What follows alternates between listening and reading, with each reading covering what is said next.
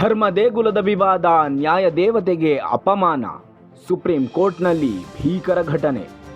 ಸರ್ವೋಚ್ಚ ನ್ಯಾಯಾಲಯ ಭಾರತದ ಶ್ರೇಷ್ಠತೆಯನ್ನು ನ್ಯಾಯ ಎಂಬ ರಥದಿಂದ ಸಾಗಿಸುತ್ತಿರುವ ವ್ಯವಸ್ಥೆ. ಇಂತಹ ಪರಮಶ್ರೇಷ್ಠ ಪೀಠಕ್ಕೆ ಅವಮಾನವಾಗಿರುವ ಘಟನೆ ಇಡೀ ರಾಷ್ಟ್ರವ್ಯಾಪಿ ಸಂಚಲನವನ್ನು ಉಂಟು ಮಾಡಿದೆ. ಅಂದಹಾಗೆ ಸುಪ್ರೀಂ ಕೋರ್ಟ್ನ ಮುಖ್ಯ ನ್ಯಾಯಮೂರ್ತಿಗಳಾದ BR ಗವಾಯಿ ಅವರ ಪೀಠವು ಕಲಾಪಗಳನ್ನು ಎಂದಿನಂತೆ ನಡೆಸುತ್ತಿತ್ತು.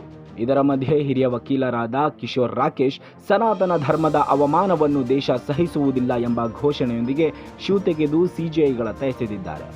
ವಕೀಲರು ಮಧ್ಯಪ್ರದೇಶದ ಖುಜರಾಹೋದಲ್ಲಿ ಮೊಘಲ್ ಕಾಲದಲ್ಲಿ ವಿಕೃತಗೊಂಡಿದ್ದ ವಿಷ್ಣುಮೂರ್ತಿಗೆ ಪೂಜೆ ಸಲ್ಲಿಸಲು ಅವಕಾಶ ನೀಡಬೇಕು, ಇದಕ್ಕೆ ನ್ಯಾಯಾಲಯ ಮಧ್ಯ ಪ್ರವೇಶಿಸಬೇಕು ಎಂಬ ಅರ್ಜಿಯನ್ನು ಸಲ್ಲಿಸಿದರು. ಈ ಅರ್ಜಿ ವಜಾಗೊಳಿಸಿದ್ದಕ್ಕಾಗಿ ಹೀಗೆ ಮಾಡಿದ್ದಾರೆ ಎನ್ನಲಾಗಿದೆ. ವಿಚಾರಣೆ ವೇಳೆ ನ್ಯಾಯಮೂರ್ತಿಗಳು, ನೀವು ವಿಷ್ಣುವಿನ ಕಟ್ಟ ಭಕ್ತರಾಗಿದ್ದೀರಿ, ದೇವರಲ್ಲಿ ಕೇಳಿಕೊಳ್ಳಿ ಮತ್ತು ಪುರಾತತ್ವ ಇಲಾಖೆಯಡಿ ಬರುತ್ತೆ ಎಂದು ಹೇಳಿದರು. ಘಟನೆಯ ನಂತರ ಪ್ರತಿಕ್ರಿಯೆಯನ್ನು ನೀಡದೆ ಕಲಾಪಗಳನ್ನು ಮುಂದುವರಿಸಿದ್ದಾರೆ.